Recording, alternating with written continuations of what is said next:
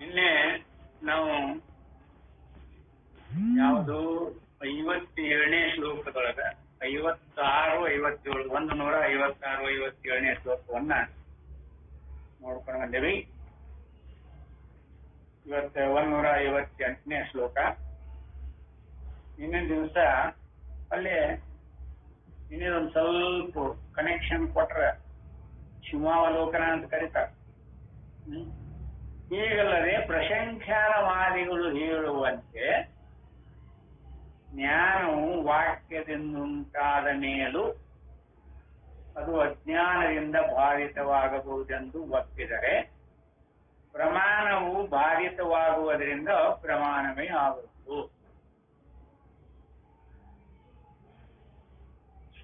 ಪ್ರಶಂಖ್ಯಾನವಾದಿಗಳ ಮತ ಈ ರೂಪದೊಳಗೆ ಇದ್ದುಕೊಂಡಿದೆ. ಒಮ್ಮೆ ಜ್ಞಾನ ಅಗಲ ಜ್ಞಾನ ಆಗುವುದು ಕಷ್ಟ. ಆ ಜ್ಞಾನ ಯಥಾರ್ಥವಾಗಿ ಆ ಜ್ಞಾನ ಆತು ಅಂದ ಮೇಲೆ ಈ ಅಜ್ಞಾನ ಅದ್ರ ಹಿಂದಿಂದ ಬೆನ್ನ ಹತ್ತಿರ್ತತಿ. ಯಾವಾಗ ಅದನ್ನ ಮುಚ್ಚಿಗೊತ್ತತಿ ಹೇಳಕ್ ಬರುದಿಲ್ಲ.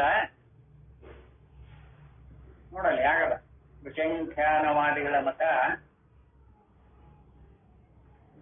ನೀವು ಆಗ ಸುಮ್ಮನೆ ಬಿಟ್ರಿ ಅಂದ್ರ ಇದನ್ನ ಪ್ರಶಂಖ್ಯಾನ ಮತ ಯಾವ ರೀತಿ ಕಲ್ಪನಾ ಮಾಡ್ಕೊಂಡಾರ. ಒಮ್ಮೆ ಜ್ಞಾನ ಆದ ಮೇಲೆ ಅದು ಒಳ್ಳೆ ಅದನ್ನ ಅಜ್ಞಾನ ಮುಸುಕೊಳ್ತಾರೆ.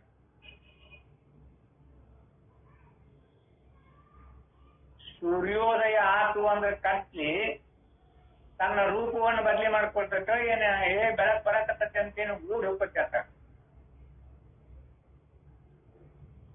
ನೋಡಿ. ಹೆಂಗೆಂಗ್ ಕಲ್ಪನಾ ನಮ್ದು ಹೆಂಗದ. ಅದಕ್ಕೆ ಯಥಾರ್ಥವಾಗಿ ಇಲ್ಲಿ ಪ್ರಶಂಖ್ಯಾನವಾದಿಗಳನ್ನ ನೀನು ಕಲಿಸಿದ್ರಲ್ಲ, ಅದಕ್ಕೆ ಇನ್ನು ಮುಂದೆ ಬಹಳ ಮಾರ್ಮಿಕವಾಗಿ ಅದರ ವಿಚಾರ ಬರುವುದಿದೆ. ಅಂತೂ ಇಲ್ಲಿ ಅಂದ್ರೆ ಜ್ಞಾನವು ವಾಕ್ಯದಿಂದುಂಟಾದ ಮೇಲೂ ಅದು ಅಜ್ಞಾನದಿಂದ ಬಾಧಿತವಾಗಬಹುದೆಂದು ಅದಕ್ಕೆ ಶ್ರವಣ ಮಾಡ್ರಿ, ಅದನ್ನು ಹೊಳ್ಳಿ ಮನನ ಮಾಡ್ರಿ, ಅದನ್ನು ಹೊಳ್ಳಿ ನಿಧಿಧ್ಯಾಸನ ಮಾಡ್ರಿ ಅಂತ ಹೇಳಿದ್ದಾರೆ. ಕಾರಣ ಅಜ್ಞಾನದ ಭಯದಿಂದ ಅಜ್ಞಾನ ಒಂದು ಯಾವಾಗ ಅವಶ್ಯಕತೆ ಹೇಳಕ್ ಬರುದಿಲ್ಲ. ಅದನ್ನ ಬಿಡದಂಗ ಅಜ್ಞಾನ ಏನಾಗಿರ್ತದ ನೋಡ್ರಿ, ಅದನ್ನ ಬಿಡದಂಗ ಹೇಳ್ಕೊಂಡ್ ಕೂಡ್ರಿ ಅಂತ ಹೇಳ್ತಾರೆ. ಹೇಗದ ನೋಡ್ರಿ ಕಲ್ಪನಾ ಹೇಗದ. ಅದು ಯಥಾರ್ಥವಾಗಿ ಅನುಭವ ರೂಪದೊಳಗೆ ಹಂಗೈತೆ. ಸೂರ್ಯನನ್ನ ಯಾವಾಗಾದ್ರೂ ಕತ್ಲಿ ಆವರಿಸಿದ್ದು ಐತೆ. ನಮ್ಮ ಅರಿವಿಗೆ ಮರಿವೆ ಅನ್ನೋದು ಏನಾದರೂ ಇದ್ದುಕೊಂಡಿದೆಯಾ? ಅರಿವಿಗೆ ನಮ್ಮ ಅನುಭವದೊಳಗ ಇದು ಸೂರ್ಯನ ಈಗ ಕತ್ಲಿ ಇಲ್ಲ ಅನ್ನೋದು ಸಿದ್ಧ ಅದ ಬಿಡ್ರಿ. ಈಗ ನಮ್ಮ ಅರಿವು ಐತಲ್ಲ, ಆ ಅರಿವಿಗೆ ಮರಿವೆ ಅನ್ನೋದು ಏನಾದರೂ ಉಂಟಾ? ಎಂದೂ ಇಲ್ಲ. ಅರಿವಿಗೆ ಮರಿವೆ ಎಂಬುವುದಿಲ್ಲ ಇಲ್ಲ. ಆದ್ರೆ ಅದನ್ನ ವಿಷಯಾದಿಗಳ ಅಪೇಕ್ಷೆಯಿಂದ ಇಂಥದ್ದು ಎಲ್ಲಿಟ್ಟನೋ ಏನೋ ಅದನ್ನ ಮರೆಯುವಲ್ಲಿ ಮರ್ತ ಬಿಟ್ಟೇನಿ ಅಂತ ಹೇಳ್ತಾರೆ. ಆಮೇಲೆ ಇಂಥ ವಸ್ತು ಆ ಸ್ಥಾನ ಎಲ್ಲಿ ಐತಿ ಅಂತದ ನೆನಪಾಗಿಲ್ಲಲ್ಲ, ಇಂಥಲ್ಲಿಟ್ಟೇನೋ ಅಂತಲ್ಲಿಟ್ಟೇನೋ ಅಂತ ಮರೆಯಾಗೈತಿ ಅಂತ ನಾವು ಭಾವಿಸ್ಬಿಡ್ತೀವಿ. ಆದ್ರೆ ವಿಷಯಾದಿಗಳ ಅಪೇಕ್ಷೆಯಿಂದ ಅರಿವಿಗೆ ನಾವು ಅದನ್ನ ಆ ಅರಿವಿನ ಮೇಲೆ ಆರೋಪ ಮಾಡ್ತೀವಿ. ಯಥಾರ್ಥವಾಗಿ ಅರಿವು ಆ ಮರ್ತದ್ದನ್ನು ಅರ್ಥ ಹೇಳ್ತಕ್ಕದ್ದು. ನಾ ಎಲ್ಲಿಟ್ಟೇನಿ ಅಂತ ಜ್ಞಾಪಕ ನನಗೆ ಆಗ್ತಾ ಇಲ್ಲ ಅಂತ ಮರ್ತದ್ದನ್ನ ಅರ್ಥ ಹೇಳ್ತದೆ. ಅರಿದ್ಲೆ ನಾ ಮರ್ತೇನಿ ಅಂತ ಗೊತ್ತಾಕ. ಅದಕ್ಕೆ ಅರಿವಿನೊಳಗೆ ಮರವಿರ್ಲಿಕ್ಕೆ ಸಾಧ್ಯನೇ ಇಲ್ಲ. ಅದು ಯಾರು ಹಾಗೆ ಇಲ್ಲೇ ಒಮ್ಮೆ ಜ್ಞಾನ ಆತು ಅಂದ್ರೆ ಒಳ್ಳೆ ಅಜ್ಞಾನದ ಸೋಂಕದಕ್ಕೆ ಬರ್ಲಿಕ್ಕೆ ಸಾಧ್ಯನೇ ಇಲ್ಲ.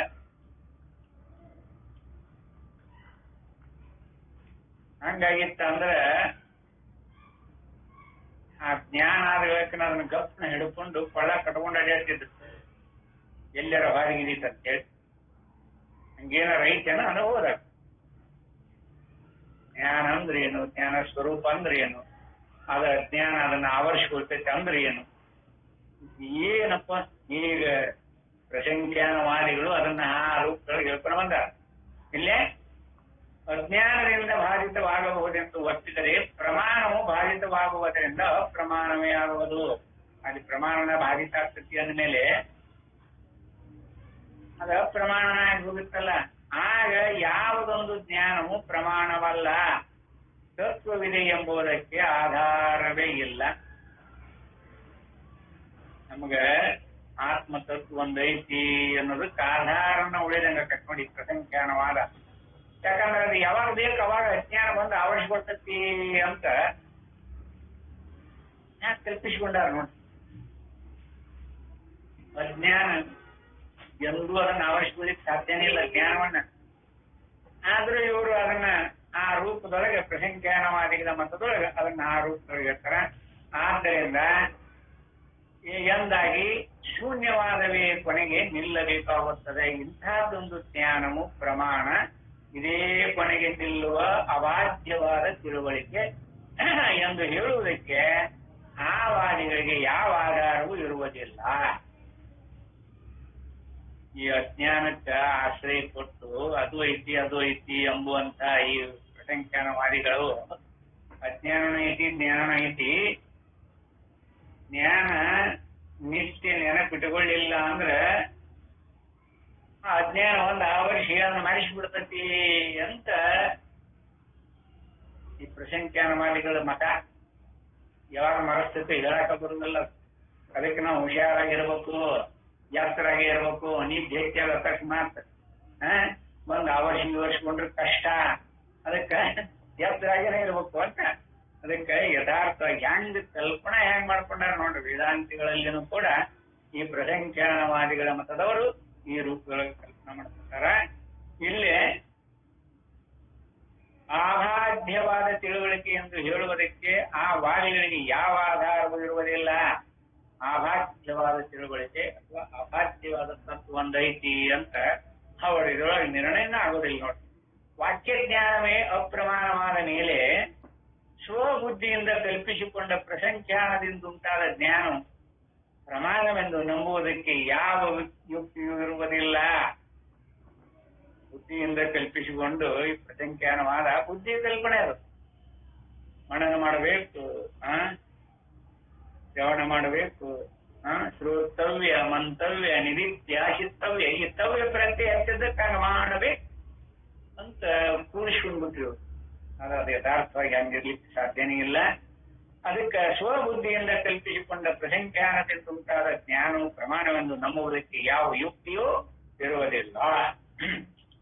ಆದ್ದರಿಂದ ಲೋಕಸಿದ್ಧವಾದ ಅನುಗುಣವಾಗಿ ಪ್ರಮಾಣದಿಂದ ಅಪ್ರಮಾಣ ಜ್ಞಾನವು ಬಾಧಿತವಾಗುವುದು ಎಂದು ಇಟ್ಟುಕೊಳ್ಳುವುದೇ ಯುಕ್ತ. ಪ್ರಮಾಣದಿಂದ ಅಪ್ರಮಾಣವಾಗಿರುವಂತಹದ್ದು ಬಾಧಿತ ಆಗ್ತದೆ ಅಂತ ಇಟ್ಟುಕೊಳ್ಳುವುದನ್ನೇ ಯುಕ್ತ ವಿನಃ ಪ್ರಸಂಖ್ಯಾನವಾದದವರಂತೆ ಅದನ್ನ ಕಲ್ಪಿಸಿಕೊಂಡು ಹಿಡಿಬಾರ್ದು ಅಂತ ಹೇಳ್ತಾರೆ. ಇನ್ನ ಇವತ್ತಿನ ವಿಷಯ ಯಾವುದು ಅಂದ್ರೆ ಇದಿಷ್ಟು ದಿನಿಲು. ಇವತ್ತಿಂದ ಏನು ಅಂದ್ರೆ ಆತ್ಮನಿಗೆ ಅಧ್ಯಾಸದಿಂದಲೇ ದುಃಖಿತ್ವ.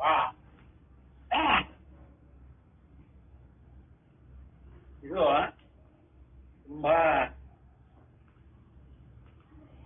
ಕಠಿಣವಾಗಿರುವಂತಹದ್ದು, ಅತ್ಯಂತ ಸೂಕ್ಷ್ಮವಾಗಿರುವಂತ ವಿಷಯ. ದಾಹ ಚೇರ ವಿನಾಶೇಷು ದುಃಖಿತ್ವಂ ನ ಅನ್ಯಥಾ ಆತ್ಮನಃ ನೈವ ಅನ್ಯಸ್ಯ ದಾಹ ದಾವನ್ಯೋ ದುಃಖಿ ಭವೇತ್ ಕ್ವಚಿತ್.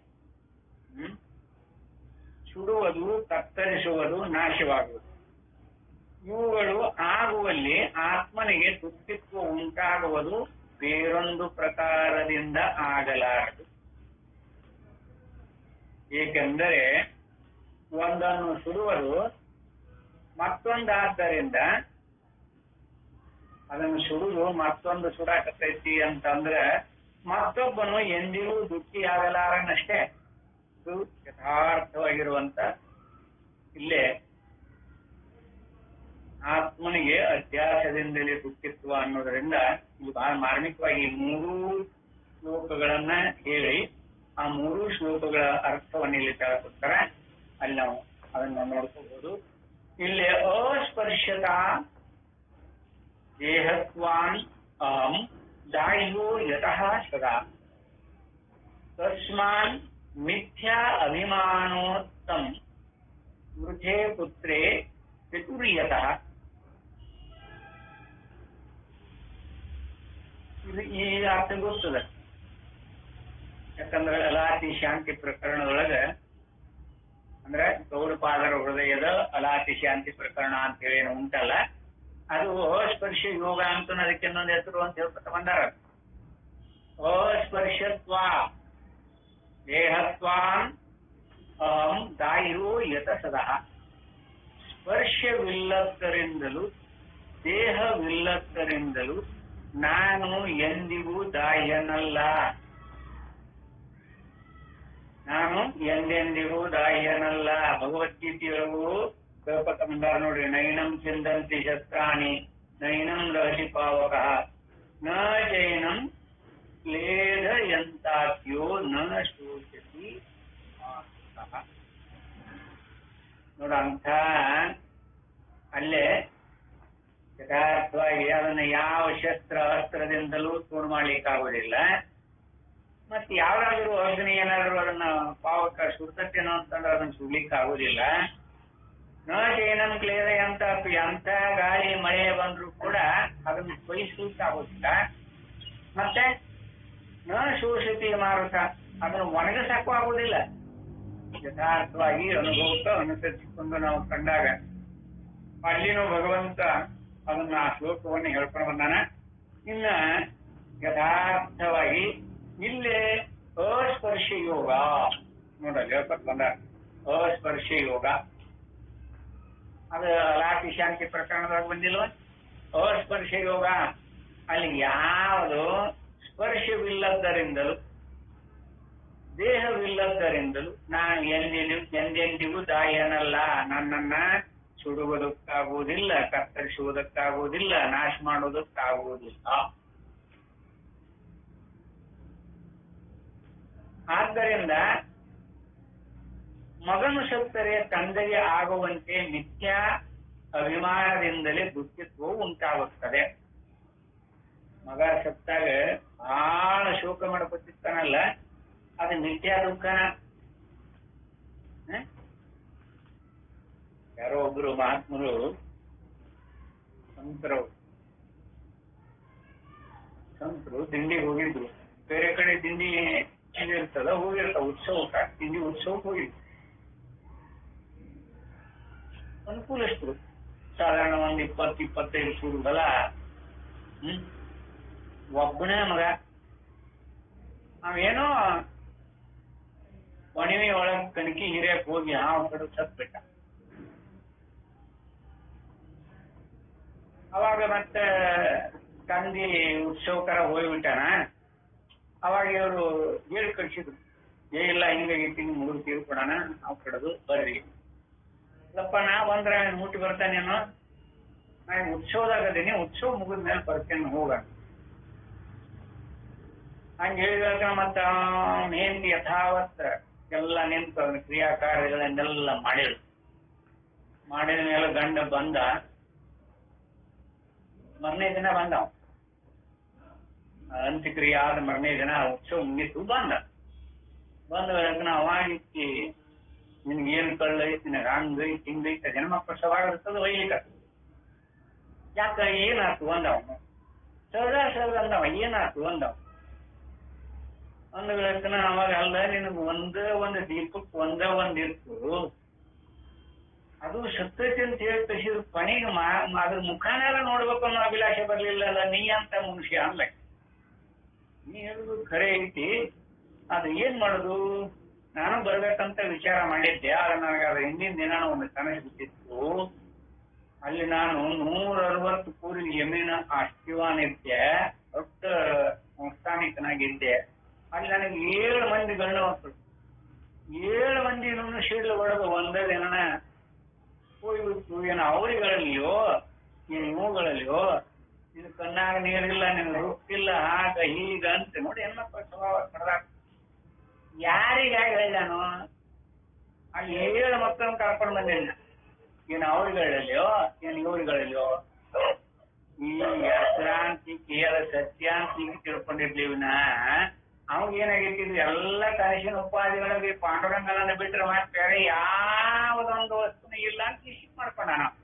ಆಮೇಲೆ ತಂದ್ರಿ ಅವ್ಗೆ ಯಾಕೆ ದುಃಖ ಆಗತ್ತೆ? ಮಗ ಸತ್ರೇನು ಅಲ್ಲಿ ನಾ 7 ಮಂದಿನ ಕಳ್ಕೊಂಡೇನಿ, ಏನ್ ಅವ್ರಿಗಳಿಲ್ಲ ಇವ್ರಿಗಳಿಲ್ಲ ಅಂತ ಕೇಳಿದವ್. ಅವಾಗ ಆಕೆಗೆ ಜ್ಞಾನೋದಯ ಆತಂತ. ಆ ಎಮ್ಮ ಜ್ಞಾನೋದಯ ಇಬ್ರು ಸತಿಪತಿಗಳು ನೋಡ ಇದ್ದದ್ದೆಲ್ಲ ದಾನ ಮಾಡಿ ಪಂಢರಪುರದಾಗ ಒಂದು ಆಶ್ರಮ ಹಾಕಿಸ್ಕೊಂಡು ಬರೀ ಪಾಂಡುರಂಗನ ನಾಮಸ್ಮರಣೆ ಮಾಡ್ಕೊಂಡು ದೊಡ್ಡ ಸಂತರು, ಅವ್ರ ಹೆಸರು ಅವ್ರ ಚರಿತ್ರೆ ಬರ್ತದ.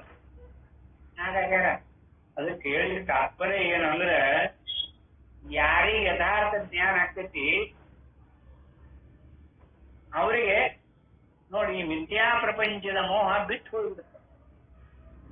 ಅದಕ್ಕ ಅಲ್ಲೇ ನಾನು ದಾಹ್ಯನಲ್ಲ, ನನ್ನನ್ನು ಯಾರು ಸುಡ್ಲಿಕ್ಕಾಗೋದಿಲ್ಲ, ಯಾರು ನನ್ನ ಕತ್ತರಿಸ್ಲಿಕ್ಕಾಗೋದಿಲ್ಲ, ಯಾರು ನನ್ನ ಗಾಳಿ ಹಾರಿಸಿಕೊಂಡು ಹೋಗುವುದಿಲ್ಲ, ಗಾಳಿ ಒಣಗಿಸುವುದೂ ಇಲ್ಲ, ನೀರು ತೊಯಿಸುವುದಿಲ್ಲ, ಅಂತ ಸ್ವರೂಪ ನಂದು. ಅದಕ್ಕೆ ನಾ ಯಾಕೆ ದುಃಖ ಮಾಡಬೇಕು? ತಿಳಿದಿತ್ತು ಅಂದ್ರೆ ಇಲ್ಲ ಅಂದ್ರೆ ಆ ಮಗ ಸತ್ತು ಅಂದ್ರೆ ವಯಸ್ಸಕ್ಕೆ ಬಂದ ಮಗ ರೀ, ಏನ್ ಮಾಡೋದು? ಅದೇ ಒಡವೆನೆ ಹಿಡ್ಕೊಂಡು ನಮ್ಮ ತಿನ್ನು ಎದ್ದಿಲ್ರಿ ಅಂತ ಹೇಳ್ತಾರ ನೋಡಿ. ಐದಿಲ್ಲ ಎದ್ದಿಲ್ಲ, ಇಲ್ಲಿ ಇರುತ್ತದೆ. ಅದು ಯಥಾರ್ಥವಾಗಿ ಇದು ಪ್ರಪಂಚ ಅಂದ್ಮೇಲೆ ಹಂಗೆ ಇರುವುದು. ಆಮೇಲೆ ಇಲ್ಲೇ ಇನ್ನೂ ಒಂದು ದೃಷ್ಟಾಂತ ಕೊಡ್ತಾರ. ಕುಂಡಲ್ಯ ಆಮ್ಮಿತಿ ಏತತ್ ಭಾಗ್ಯತೆಯವ ವಿವೇಕೇನ ದುಃಖಿತಿ ಪ್ರತ್ಯಯ ತದ್ವತ್ ಕೇವಲ ಅಹಂ ಧೀಯಾ ಸದಾ. ನಾನು ಹತ್ತೊಂಟಿಯನ್ನಿಟ್ಟುಕೊಂಡಿರುವವನು. ಕುಂಡಲ್ಯ ಅಂದ್ರೆ ಹತ್ತೊಂಟಿ ಅಂದ್ರೆ ಕರ್ಣಕುಂಡಲ ಅಥವಾ ಕಟುಕು ಅಂತ ಕರೀತಾರೆ. ಉತ್ತರ ಕರ್ನಾಟಕದವ್ರು ಕಟಕ್ ಹಾಕೊಂಡ, ನಾವು ಕಟಕ್ ಹಾಕೋಣ. ಸಣ್ಣ ಹುಡುಗರು ಇದ್ದಾಗ 3 ಕಟುಕು ಹಾಕ್ತಿದ್ರು. ದೊಡ್ಡವರ ಮೇಲೆ ಬಿಚ್ಚಿ ಇಟ್ಕೊಂಡ್ಬಿಡ್ತಾರೆ ಅಲ್ವಾ? ಆದ್ದರಿಂದ ಹತ್ತೊಂಟಿಯನ್ನಿಟ್ಟುಕೊಂಡಿರುವವನು ಎಂಬ ಪ್ರತ್ಯಯವು ವಿವೇಕ ರೂಪವಾದ ಪ್ರತ್ಯಯದಿಂದ ಬಾಧಿತವಾಗಿಯೇ ತೀರುತ್ತದೆ. ಅದರಂತೆ ದುಃಖಿ ಎಂಬ ಪ್ರತ್ಯಯವು ಕೇವಲ ಅಹಂ ಬುದ್ಧಿಯಿಂದ ನಿತ್ಯವಾಗಿ ಬಾಧಿತವಾಗುತ್ತದೆ. ಅದಕ್ಕೆ ಇವನ್ನು 3 ಶ್ಲೋಕಗಳ ಒಟ್ಟಾರ್ಥ ಇಲ್ಲಿ ಬಹಳ ಮಾರ್ಮಿಕವಾಗಿ ಇಲ್ಲಿ ಬಂದು ನಿಂತುಕೊಂಡಿದೆ. ಇಲ್ಲಿ ಕೊಟ್ಟಿರುವ 3 ಶ್ಲೋಕಗಳು ಆತ್ಮನಲ್ಲಿ ದುಃಖಿತ್ವವಿಲ್ಲದಿದ್ದರೂ ಆತ್ಮನಲ್ಲಿ ಯಾವ ದುಃಖಾದಿಗಳು ಇಲ್ಲ ಅನ್ನೋದು ನಿಶ್ಚಿತ. ಆತ್ಮಜ್ಞಾನ ಆದ್ಮೇಲೆ ಅವು ಮತ್ತು ಪುನಃ ದುಃಖ ಬರ್ತೈತಿ ಅಂತ ಕೇಳಿದ್ರೆ ಅದ್ಯಾಕ್ರಿ? ಜ್ಞಾನಿಗಳು ಅಳ್ತಾರಲ್ರಿ. ಜ್ಞಾನಿಗಳು ಕೂಡ ಅಳ್ತಾರೆ. ಈ ಬ್ರಹ್ಮಜ್ಞಾನಿ ಹೇಳ್ತಾರ, ಅವ್ರು ನಕ್ಕೋತ ಹೇಳ್ತಾರ. ನಮ್ಮಂತ ಸಾಧಕ ವೃತ್ತಿ ಒಳಗಿರ್ತೇವೆ, ಪೂರ್ಣ ಅರ್ಥಾಗ ಆತ್ಮತತ್ವದೊಳಗೂ ನಿಂತಿರುವುದಿಲ್ಲ. ಅವಾಗ ನಮ್ಮಂತವ್ರು ಅವ ನನಗೆ ಮರಣ ಇಲ್ಲ, ನನಗೆ ಸಾವಿಲ್ಲ, ನಾ ಹುಟ್ಟಾವಲ್ಲ, ಅದಲ್ಲ ಇದಲ್ಲ ಅಂತ ಇದ ಮಾಡ್ದಾಗ ಇಲ್ರಿ ಹಿಂಗ ಹೇಳ್ತಿದ್ದ. ನಾನು ಸಾಯುವಲ್ಲ ಹುಟ್ಟುವಲ್ಲ ಅಂತ ಹೇಳಿ ಹೇಳ್ಕೋತ ಒಂದಿನ ಸತ್ನರಿ ನಾವು ಹೋಗಿ ಮಣ್ಣು ಮಾಡಿ ಬಂದೇವ್ರಿ ಅಂತ ಹೇಳ್ತಾರ. ಮತ್ತಿದು ನಗಿಪಾಠ ಅಲ್ವೇನ್? ಅದಕ್ಕೆ ಯಥಾರ್ಥವಾಗಿ ಆ ತತ್ವ ತಿಳಿದೇ ಇದ್ದಾಗ ಇದೆಲ್ಲ ಬರುವುದು ಸ್ವಭಾವ. ಅದಕ್ಕೆ ಇಲ್ಲೇ ಏನ್ ಹೇಳಿದ್ರು, ಇಲ್ಲಿ ಕೊಟ್ಟಿರುವ 3 ಶ್ಲೋಕಗಳು ಆತ್ಮನಲ್ಲಿ ದುಃಖಿತ್ವವಿಲ್ಲದಿದ್ದರೂ ಅವ್ಯೇಕದಿಂದಲೇ ಅದು ತೋರುತ್ತದೆ. ಆತ್ಮನಲ್ಲಿ ಯಾವ ದುಃಖಾದಿಗಳು ಇಲ್ಲ, ಆದ್ರೂ ಅದು ಅವಿವೇಕದಿಂದ ಹೊರತು ಅದು ತೋರುತ್ತಿದೆ.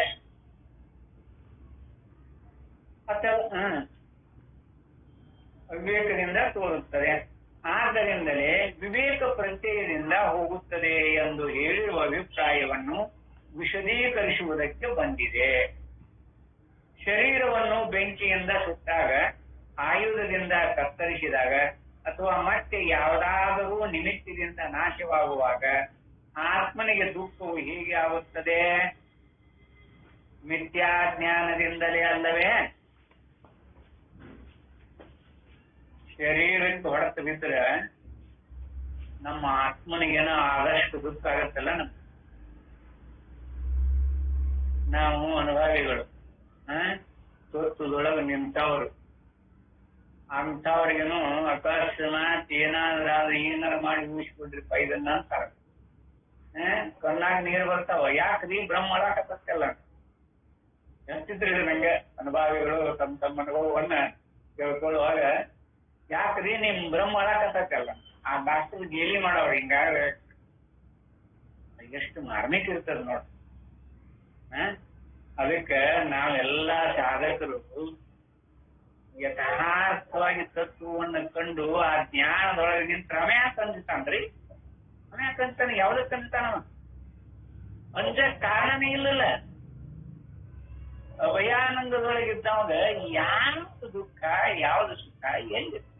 ಅದಕ್ಕೆ ಇಲ್ಲೇ ಮಿಥ್ಯಾಜ್ಞಾನದಿಂದಲೇ ಅಲ್ಲವೇ ಇಲ್ಲದಿದ್ದರೆ ಒಂದು ವಸ್ತುವನ್ನು ಸುಟ್ಟರೆ, ಕತ್ತರಿಸಿದರೆ ಅಥವಾ ನಾಶಗೊಳಿಸಿದರೆ ಅದರಿಂದ ಮತ್ತೊಬ್ಬನಿಗೆ ಏತಕ್ಕೆ ದುಃಖವಾಗಬೇಕು? ಅದಕ್ಕೆ ಯಥಾರ್ಥವಾಗಿ ಇಲ್ಲೇ ಮತ್ತೊಂದು ವಸ್ತುವನ್ನು ಅವರು ಯಾರೋ ಒಬ್ಬರು ಸುಡಾಕತ್ತಿದ್ರಲ್ಲಿ ಏನೋ ಒಂದು ಏನೋ ಸತ್ತಿತ್ತು, ಅದನ್ನು ಸುಡಾಕಟ್ಟಾಗಿ ಒಂದು ದುಃಖ ಕಟ್ಟೆ ಹೋಗ ಮತ್ತೊಂದು ವಸ್ತುವನ್ನು ಸುಡಾಕತ್ತಿ ಇವ್ಗೆ ಎಷ್ಟು ದುಃಖ ಕಟ್ಟಿ. ಮತ್ ಈ ಶರೀರಕ್ಕೆ ಏನಾರ ಅಕಸ್ಮಾತ್ ಸುಟ್ರೆ, ಅಕಸ್ಮಾತ್ ಏನಾದ್ರೂ ಬಿಸಿ ಪಡೆದ್ರೆ ಅಥವಾ ಏನಾರ ಚಾಕು ಐತಿ ಅಂದ್ರೆ ಅಯ್ಯೋ ನೋಡ್ಬೇಕು, ಒಬ್ಬಾಟ ನೋಡ್ಬೇಕಲ್ವ? ಅದು ಮತ್ತೊಂದು ವಸ್ತುನೋ ಏನೋ ತಾನೋ ಅದು ಮತ್ತೊಂದು ವಸ್ತು, ಶರೀರ ತಾನ ಅಲ್ಲ. ಅದರ ನಿಶ್ಚಿತ ಜ್ಞಾನ ಆಗದೆ ಇದ್ದವಾಗ ಅಯ್ಯೋ ಕೈ ನೋಡ್ರಿ ಇದನ್ನ ಮಾಡಿ ನನ್ನ ಎಂತಕ್ಕಿಲ್ತಿ ಬೆರಳು ಎಷ್ಟು ಉಂಡಾಗಿತ್ತು, ಎಷ್ಟು ವೇದನಾ ಪಡ್ತಾನಲ್ಲ ಇವ. ಅದ ಹಂಗಾದಾಗ ನೋಡಲ್ಲಿ ಬ್ರಹ್ಮಜ್ಞಾನಿ ಈ ಶರೀರ ತಾನ ಅಲ್ಲ ಅನ್ನೋದು ಗೊತ್ತಿದ್ದವಂಗ ಇದು ಹೆಂಗ ವಿವೇಕ ಬರ್ತದೆ ಅವನಿಗೆ?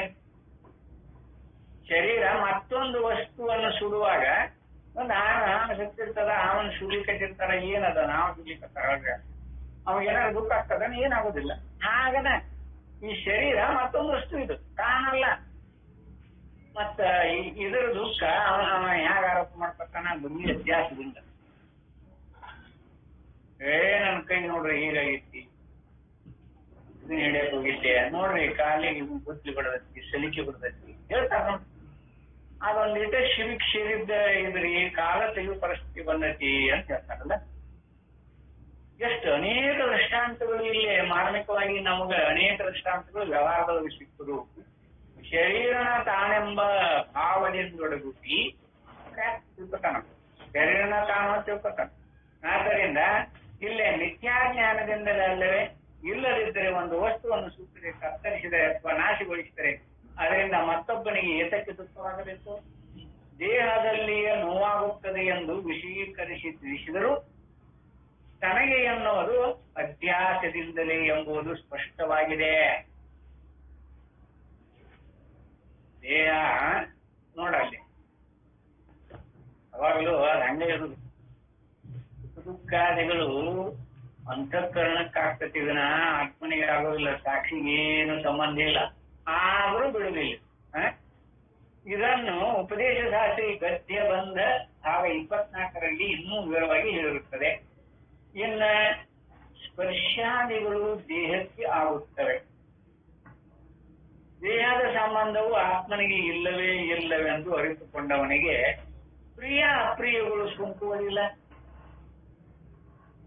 ಸ್ಪರ್ಶ, ಶೀತ, ಉಷ್ಣ ಸ್ಪರ್ಶಕತ್ತಲ್ಲ ನಮ್ಮ ಚರ್ಮದಿಂದ ಒಳಗೂಡಿ ಸ್ಪರ್ಶಾದಿಗಳು ದೇಹಕ್ಕೆ ಆಗುತ್ತವೆ. ಎಲ್ಲಿ ಆಗ್ತಾವು? ದೇಹಕ್ಕೆ ಆಗ್ತಾವೆ. ದೇಹದ ಸಂಬಂಧವು ಆತ್ಮನಿಗೆ ಇಲ್ಲವೇ ಇಲ್ಲವೆಂದು, ದೇಹದ ಸಂಬಂಧ ಆತ್ಮನಿಗೆ ಇಲ್ಲವೇ ಇಲ್ಲ ಅಂತ ಹೇಳಿದ್ರು ಕೂಡ ಅರಿತುಕೊಂಡವನಿಗೆ ಪ್ರಿಯ ಅಪ್ರಿಯಗಳ ಸೋಂಕುವುದಿಲ್ಲ ಎಂದು ನೋಡು. ವಾಸಾಂಶ ಜೀರ್ಣಾನಿ ಯಥಾವ್ಯ ನೋಡೋದು ಬಹಳ ಮಾರ್ಮಿಕವಾಗಿ ಭಗವದ್ಗೀತೆ ಒಳಗೂ ಸಾಕಾಗ ಶ್ಲೋಕಗಳನ್ನ ಇದಕ್ಕ ನಾವು ತಗೋಬಹುದು. ಇಲ್ಲಿ ಚಾಂದೋಗ್ಯದ ಸ್ತುತಿಯನ್ನು ಹೇಳ್ಕೊಂಡಾರ. ಅಶರೀರಂ ವಸಂತಂ ನ ಪ್ರಿಯ ಅಪ್ರಿಯ ಸ್ಮೃಶತ ಎಂಬ ಶ್ರುತಿಯು ಸಾರುತ್ತಿದೆ. ಅಶಬ್ದಂ ಅಸ್ಪರ್ಶಂ ಎಂದು ಆತ್ಮನಲ್ಲಿ ಸ್ಪರ್ಶ ಗುಣವಿಲ್ಲವೆಂದು ಹೇಳುತ್ತಿದೆ. ಹೀಗಿರುವಲ್ಲಿ ಆತ್ಮನಿಗೆ ದಾಹ ಇಚ್ಛಾದಿಗಳು ಹೇಗಾಗಬೇಕು? ಮಗನು ಸತ್ತರೆ ತಂದೆಗೆ ದುಃಖವಾಗುವುದು ಅಭಿಮಾನದಿಂದಲೇ ಎಂಬುದು ಸುಪ್ರಸಿದ್ಧವಾಗಿರುತ್ತದೆ.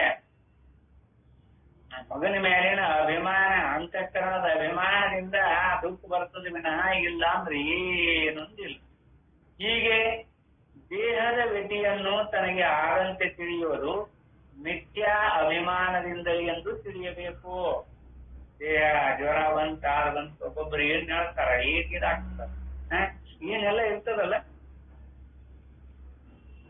ಅದು ಈ ದೇಹಕ್ಕೂ ಆತ್ಮನಿಗೂ ಯಾವ ಸಂಬಂಧ ಇಲ್ಲ ಅಂತ ಆತ್ಮತತ್ವದಲ್ಲಿ ನಿಂತವ ಇದನ್ನ ನೋಡ್ತಾನ.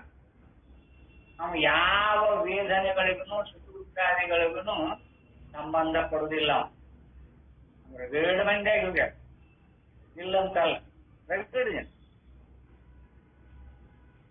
ಸಿದ್ಧಾರೂಢರು ತಲೆ ಮೇಲೆ ಅಗ್ನಿ ಇಟ್ರು, ಬೆಂಕಿ ಇಟ್ರು, ಕುಳ್ಳು ಅವಾಗ ಸಿಗಿ ಹುಣ್ಣಿಮೆಗೆ ಆ ಕುಳ್ಳಿನ್ಯಾಗ ಬೆಂಕಿ ಹಾಕೊಂಡು ಹೊಲಕ್ಕೆ ಹೋಯ್ತಿತ್ತು. ಆ ಪದ್ಧತಿ ಹಂಗಿತ್ತು ಅವಾಗ. ಅವ ಕೆರೆ ಹಂಡಿ ಮೇಲೆ ಕೂತಿದ್ದ, ತಲೆ ಮೇಲೆ ಇಟ್ಟು ಹೋಗ್ಬಿಟ್ಟಾವ. ಮತ್ತೊಬ್ಬ ಹಿಂದಿಂದ ಬಂದ, ಅವನು ಗುಚ್ಚಿ ಕಟ್ಕೊಂಡು ಹೊಲಕ್ಕೆ ಹೋಗೋಣ. ನಾವು ಬಂದು ಅಪ್ಪ ತಲೆ ಮೇಲೆ ಬೆಂಕಿ ತಗೊಂಡು ಅಂತ ಕುಳ್ಳು ತೆಗದ ಅವಾಗ. ಅವಾಗ ಅವ್ರು ಬಂದು, ಏನಪ್ಪ ನಿನ್ ತಲೆ ಮೇಲೆ ಬೆಂಕಿ ಇಟ್ಟು? ಯಪ್ಪ, ಬೆಂಕಿ ಇಟ್ಟವನು ಅವನ, ತಗದವನು ಅವನ, ನನಗೇನು ಸಂಬಂಧ ಇಲ್ಲ ಅಂದ. ಯಾಕಂದ ಅವರು ಮಹಾನ್ ತಪಸ್ವಿಗಳು. ತಪಸ್ಸಿನಿಂದನ ಆತ್ಮತತ್ವದಲ್ಲಿ ನಿಂತ ಪುಣ್ಯಾತ್ಮ. ಅದು ಸಾಮಾನ್ಯರಿಗೆ ಆಗೋ ಮಾತಲ್ಲ. ಅತ್ಯಂತ ತಪಸ್ವಿ ಅವರು ದಾರುಡಪ್ಪ.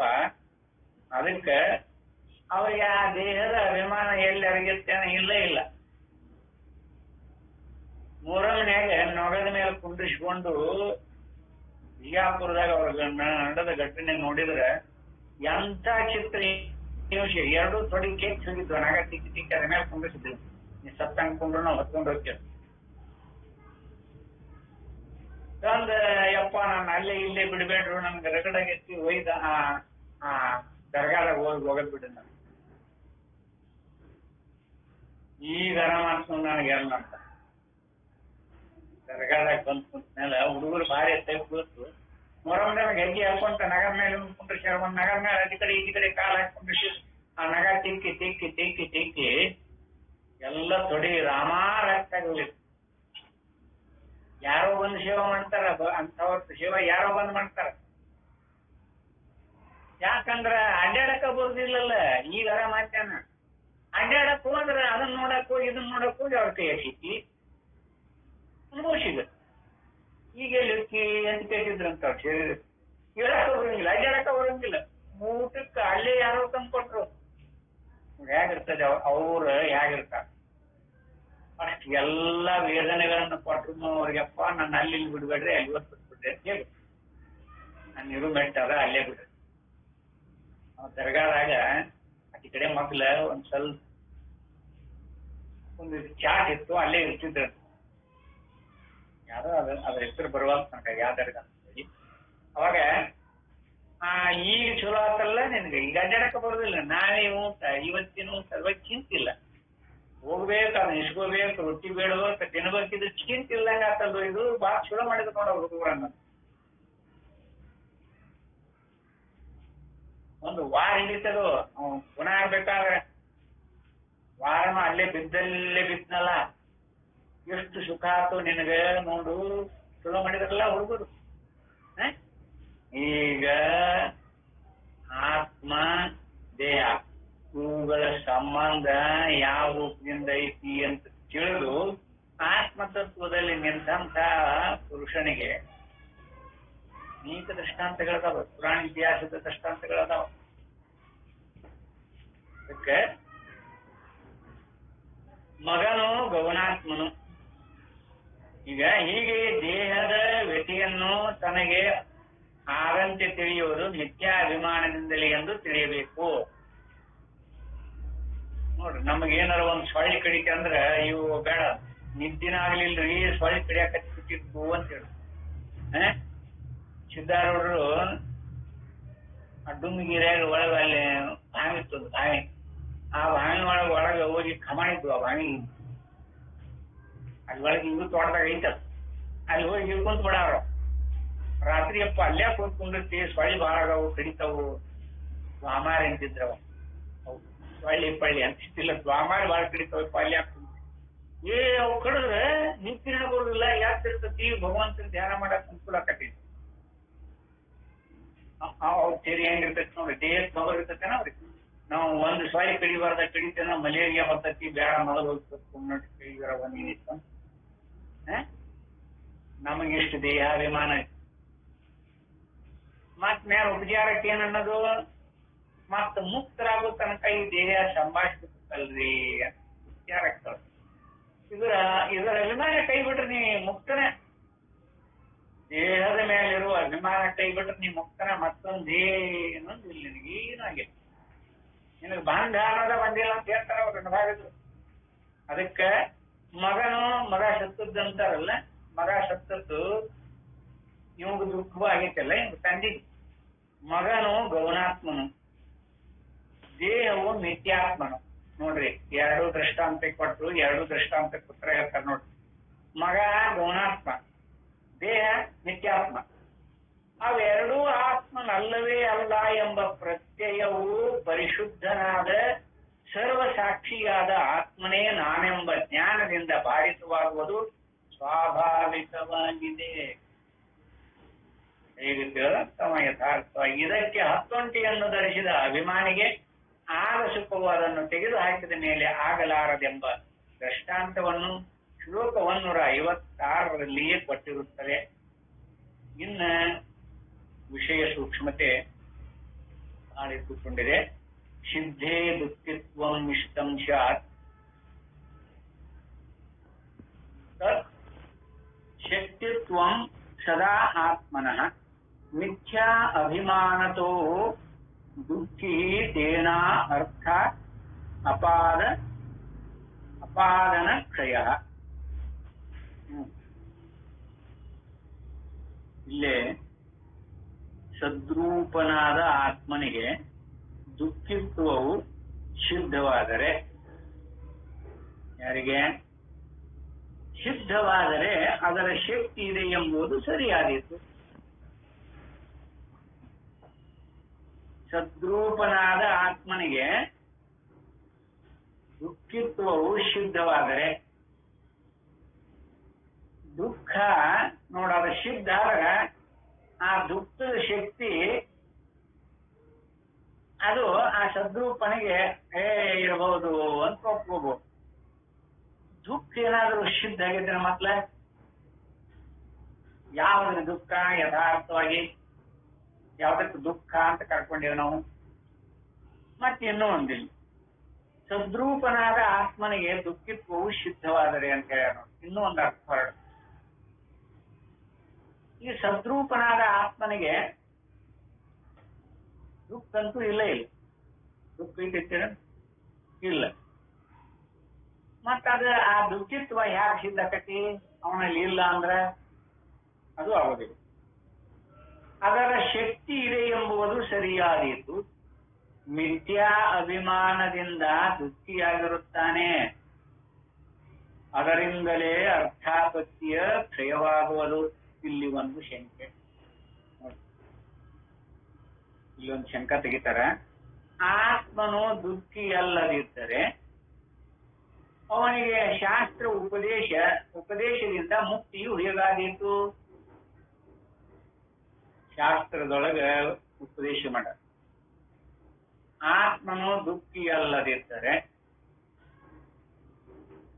ಆತ್ಮನಿಗೆ ದುಃಖ ಇಲ್ಲ ಅಂತಂದ್ರ ಸರ್ವ ದುಃಖ ನಿವೃತ್ತಿ ಪರಮಾನಂದ ಪ್ರಾಪ್ತಿ ಪಡ್ಕೋತೇವಲ್ಲ ನಾವು. ಸರ್ವ ದುಃಖ ನಿವೃತ್ತಿ, ದುಃಖ ನಿವೃತ್ತಿ ಆದಾಗ ಆತ್ಮ ಸಿದ್ಧ ಆಗ್ತಾನಲ್ಲ. ಸರ್ವ ದುಃಖ ನಿವೃತ್ತಿ ಪರಮಾನಂದ ಪ್ರಾಪ್ತಿ ಅಂತ ಶಾಸ್ತ್ರ ಬೋಧ ಮಾಡ್ತೈತಲ್ಲ. ಇದಕ್ಕೆ ಏನು? ಮತ್ತ ಆತ್ಮನೊಳಗ ದುಃಖ ಐತಿ ಅಂತ ಕಲ್ಪನಾ ಮಾಡ್ಕೊಂಡ ಸರ್ವ ದುಃಖ ನಿವಾರಣೆ ಮಾಡ್ಕೊಳಿಕತ್ತೇವಲ್ಲ ಐತಿ. ಅಲ್ಲಿ ಆತ್ಮನೊಳಗ ದುಃಖ ಇಲ್ಲ ಅಂತ ಸ್ವಯಂ ಶ್ರುತಿ ಪ್ರಮಾಣ ಐತಿ. ಎಲ್ಲರ ಅನುಭವದೊಳಗೂ ಹಾಗೈತಿ. ಇಲ್ಲಿ ತನಕ ಅದನ್ನ ಬಿಡಿಸ್ಕೊಂಡ. ಆತ್ಮನಿಗೂ ಶರೀರಕ್ಕೂ ಯಾವ ಸಂಬಂಧಾದಿಗಳಿಲ್ಲ.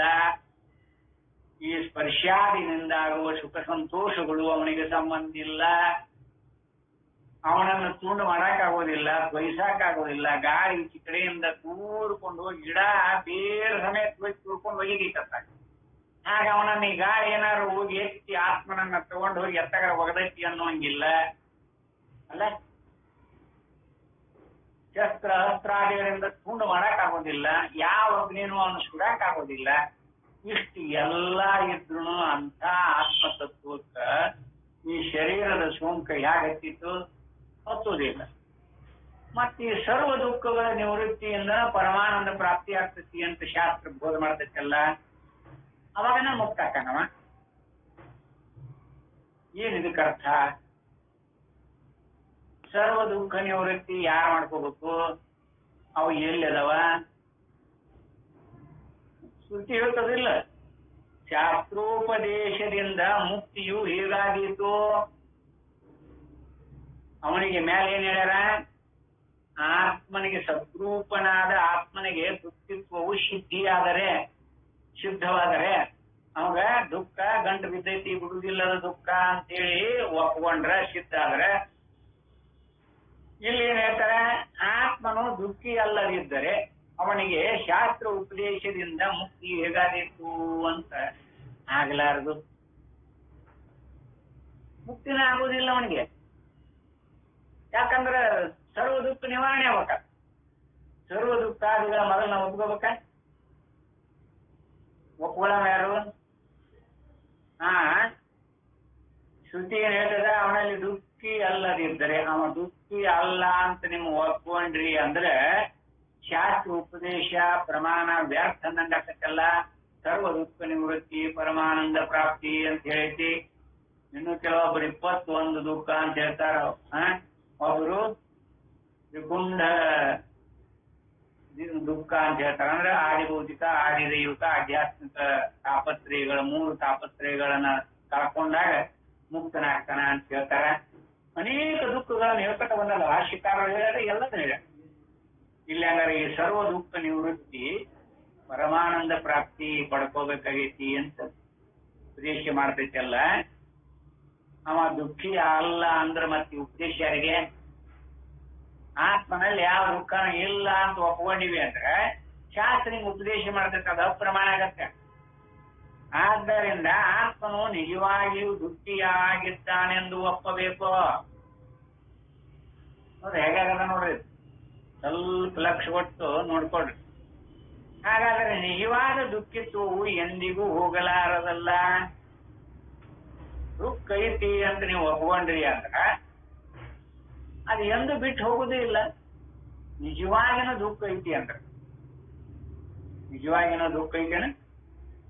ಎಲ್ಲರ ಯಾರಿಗರ ನಿಜವಾಗಿ ದುಃಖ ಐತಿ ಅಂತ ಎಲ್ಲರ ಬಂದೈತೇನ ಅನುಭವ? ಮಾತ್ರ ಸ್ಪರ್ಶಾಸ್ತು ಕೌಂತೆಯ ಶೀತೋಷ್ಣ ಸುಖ ದುಃಖದಾಹ ಆಗಮಪಾಯಿನೋ ಅನಿತ್ಯ ತಾನ್ ತಿತಿಕ್ಷಸ್ವ ಭಾರತ ಅಂತ ಗೀತೆ 2ನೇ ಅಧ್ಯಾಯ 14ನೇ ಶ್ಲೋಕದ ಹೇಳಿಲ್ಲ? ಎಷ್ಟು ಮಾರ್ಮಿಕವಾಗಿ ಹೇಳ್ಕೊಂಬಂದಾರ. ಇದು ಎಲ್ಲ ಬರೀ ಇವನ್ನ ತಡ್ಕೋಬೇಕು. ಆಗಮಪಾಯಿವು ಇವು ಶರೀರಕ್ಕೆ ಬಂದದ್ದು ಯಾವ್ದು ಇರುವುದಿಲ್ಲ. ಅವ ದುಃಖ ನಿಶ್ಚಿತ ಅಲ್ಲ. ಆಗಮಪಾಯಿನೋ ಅರ್ಜುನ ಅಂತ ಹೇಳ್ಕೊತ ಬಂದಾರಲ್ಲಿ. ಅದಕ್ಕೆ ಯಥಾರ್ಥವಾಗಿ ಹಾಗಾದ್ರೆ ನಿಜವಾದ ದುಃಖಿತ್ವವು ಎಂದಿಗೂ ಹೋಗಲಾರದಲ್ಲ. ನಿಜವಾಗಿನೋ ದುಃಖ ಅನ್ನೋದೊಂದು ಐತಿ ಅಂದ್ರೆ ಮತ್ತ ಅದು ಇಲ್ಲ ಅಂದ್ರೆ ಅದನ್ನ ಕಲ್ಕೊಂಡು ಪ್ರಮೇಯ ಆಗ್ತದೆ. ನೋಡ್ರಿ, 2 ವ್ಯಕ್ತಿ ಒಳಗೆ ವಿಚಾರದ ಸೂಕ್ಷ್ಮವಾಗಿ. ಹಾಗಾದರೆ ನಿಜವಾದ ದುಃಖಿತ್ವವು ಎಂದಿಗೂ ಹೋಗಲಾರದಲ್ಲ ಎಂದು ಕೇಳಬಹುದು. ದುಃಖಿತ್ವವು ಹೋದರೂ ದುಃಖಿತ್ವ ಶಕ್ತಿಗೂ ಇರಬಹುದು.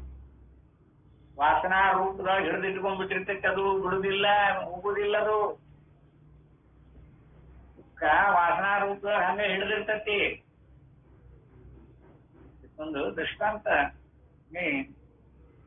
ಹೇಳ್ತಾರ. ಊರಾಗ ಒಬ್ಬ ಯಜಮಾನ ಮನುಷ್ಯ ತೀರ್ಕೊಂಡಿದ್ದ. ಅವಾಗ ಒಂದು ಮುದುಕಿನಲ್ಲೇ ಶವ ಸಂಸ್ಕಾರಕ್ಕೆ ಬಂದಿತ್ತು. ಬಂದಿತ್ತು ಒಮ್ಮೆ ದೂರ ಕುಂತಿತ್ತು. ಅಲ್ಲಿಂದ ಇನ್ನೇನ ಮಕ ಎಲ್ಲಾರು ನೋಡ್ರಿ ನೋಡ್ರಿ ನೋಡ್ರಿ ಹೆಣ್ಮಕ್ಳು ನೋಡಿ ಹೋಗ್ರಿ ನೀವು ಅಂತೇಳಿ ಹೇಳಾಕತ್ತಿದ್ರು.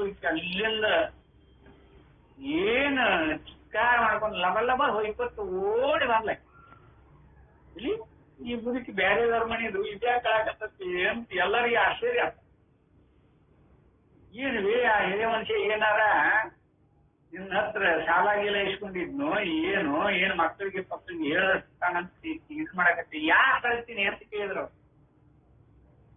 ಇಲ್ಲಪ್ಪ ಈಕಿಗೆ ವಯಸ್ಸಿನಾಗ ಗಂಡ ತೀರ್ಕೊಂಡ್ ಬಿಟ್ಟಿದ್ದ, 4 ಹುಡುಗರನ್ನ ಬೆಳಿತ ಇಲ್ಲಿ ತನಕ ಕಷ್ಟಪಟ್ಟು ಇದನ್ನ ಮಾಡಿಲ್ಲಲ್ಲ ಯಪ್ಪ, ನಮ್ಮವ್ರನ್ನ ಮಣ್ಣು ಮಾಡಿದ್ದೀರ ಕುಣಿಯಾಗಣ ಇಲ್ಲೇನ ಯಪ್ಪ ನನ್ ಗಂಡನ ಹೋಗಿತ್ತು ಅಂತ ಆಕಿ ಈ ಮುದುಕ ಗೊತ್ತಿಲ್ಲ ನಾನು ನನ್ನ ಗಂಡನ ನೆನಪಾಗಿರ್ತೀನಿ ಅಂದ್ಲ. ವಾಸನ ಹೆಂಗಿರ್ತೈತಿ ನೋಡಕಿ, ಇದ್ರೊಳಗೆ ವಾಸನ ದುಃಖದ ವಾಸನ ಹೇಗೆ ಸಂಸ್ಕಾರ ಉಳ್ಕೊಂಡಿರ್ತೈತಿ. ಯಾವ್ದ್ರಲ್ಲೇ ಚಿತ್ತದೊಳಗ ಅಭಿಮಾನ ಪುರುಷ ಇದ್ದಾಗಲ್ಲ ಇದೆ.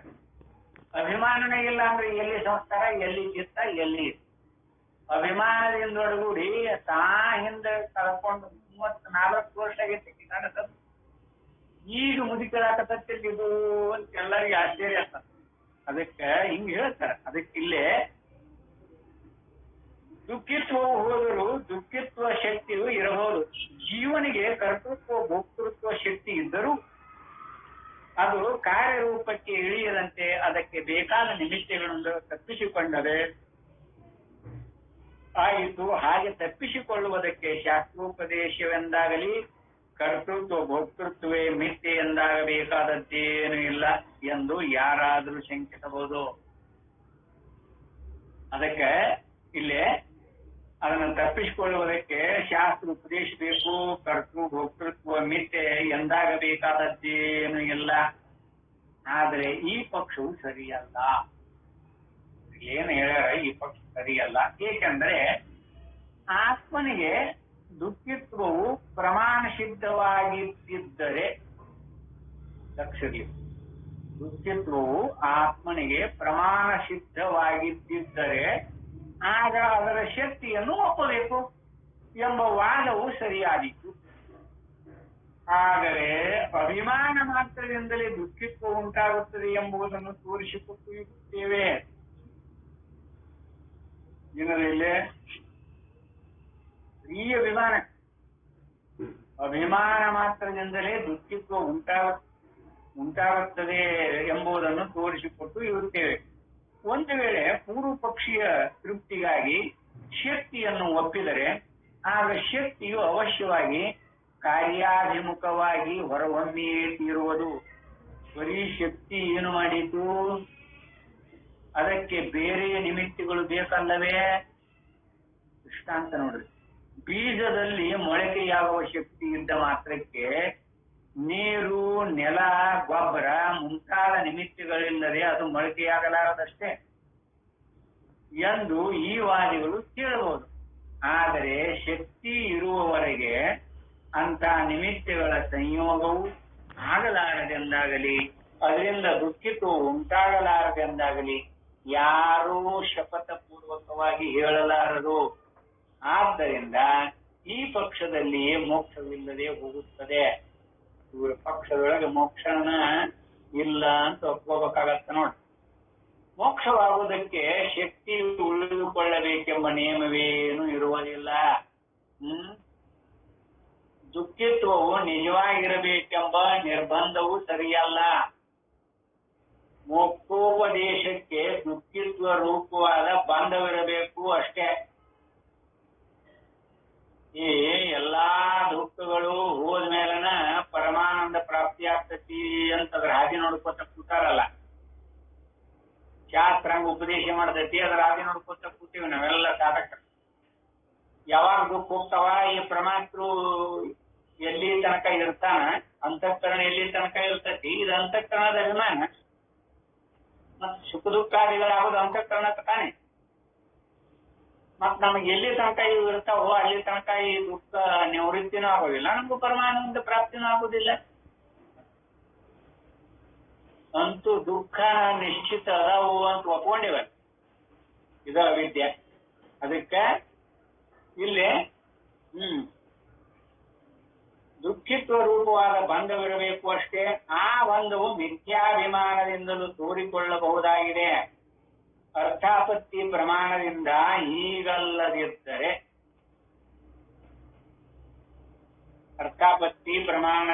ಹೀಗಲ್ಲದಿದ್ದರೆ ಮೋಕ್ಷೋಪದೇಶವು ವ್ಯರ್ಥವಾಗುವುದಾದ್ದರಿಂದ ದುಃಖಿತ್ವವು ನಿಜವಾಗಿರಬೇಕು ಎಂಬುದು ಈ ವಾದಿಗಳ ಪಕ್ಷವು.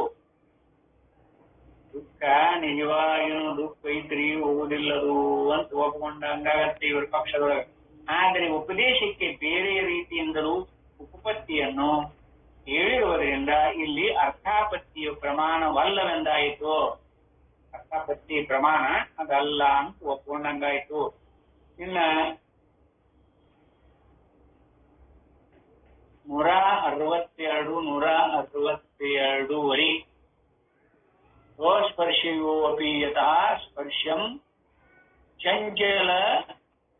ಚಲಾನಾದಿ ಚ ಅವಿವೇಕಾತ್ ತಥಾ ದುಃಖಂ ಮಾನಸಂ ಚ ಆತ್ಮನೀಕ್ಷತೆ ವಿವೇಕತ್ಮಾಧೀಯಃ ದುಃಖಂ ಮುಜ್ಯತೆ ಚಲನಾದಿವತ್ ಅಂತ ಈ 62, 162 ಒಂದು ಅರ್ಧ ಮ್ಯಾಲ ಒಂದು ಪಾದ.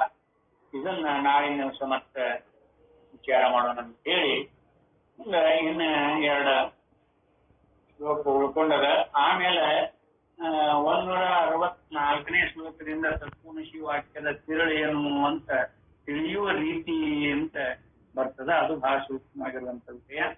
ಇನ್ನ ನಾಳಿನ ದಿವಸ ನಾವು ಬೇರೆ ಕಡೆ ಒಂದ್ ಸ್ವಲ್ಪ ಹೋಗ್ಬೇಕಾಗಿದೆ. ಅದಕ್ಕೆ ನಾಳಿನ ದಿವಸ ಬೆಳಗಿಂದು ಮತ್ತು ಸಾಯಂಕಾಲ 2 ಉಪನ್ಯಾಸ ಇರುವುದಿಲ್ಲ.